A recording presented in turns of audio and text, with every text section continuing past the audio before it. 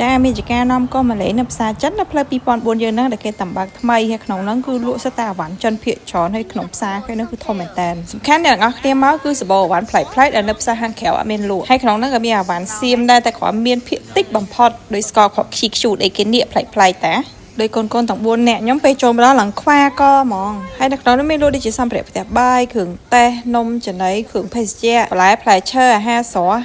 អាចនិយាយបានថាសម្រាប់អ្នកពាក់ហិកាគឺមុននេះគឺមានគ្រឿងទេសច្រើនសម្រាប់ជ្រើសរើសលេងប្របាក់ទៀតហើយក្នុងការរករបស់ជំនួសរបស់សៀមណែសំខាន់នៅក្នុងគឺសបោគ្រឿងសមុទ្រហួរហ្មងគេដាក់ក្នុងទូគេដាក់អុកស៊ីសែនដូចកូនខ្ញុំទៅមើលឃើញក្តារម៉ាឡាស្កានេះគឺធំមែនតើម្នាក់ចូលទៅដល់ធ្វើមើលកន្លែងហ្នឹងសួនសត្វចឹងដើរទស្សនកិច្ចសួនសត្វព្រោះភាគច្រើនគ្រឿងសមុទ្រទាំងអស់ហ្នឹងគឺពួកគាត់អាចឃើញលើកទី1សំខាន់វានៅរស់រវើកហ្មងណាហើយខ្ញុំនេះម៉ែក៏ឃើញលើកទី1ដែរលក្ខណៈថាយើងអត់ដែរឃើញក្តាមរស់នឹងពីមុនទេតែមកផ្សារនេះប្លែកមែនគឺសម្បូរគ្រឿងប្លែកច្រើនហើយបើសម្រាប់អ្នកចិត្តញ៉ាំគ្រឿងសមុទ្រគឺត្រូវមកមានតង់គ្រឿងសមុទ្ររស់មានតង់គ្រឿងសមុទ្របកកហើយនេះដូចត្រីជើង4នេះគឺខ្ញុំអត់ដែរឃើញលើកទី1ដូចគ្នាហើយមើលសួនសត្វនេះនិយាយមកនេះហើយបា4នេះវិញនិយាយថាសบายហ្មងគេមើលគេបណ្ឌិតបច្ច័យអីចឹងណាគេទៅប្លែកម្យ៉ាងនេះតា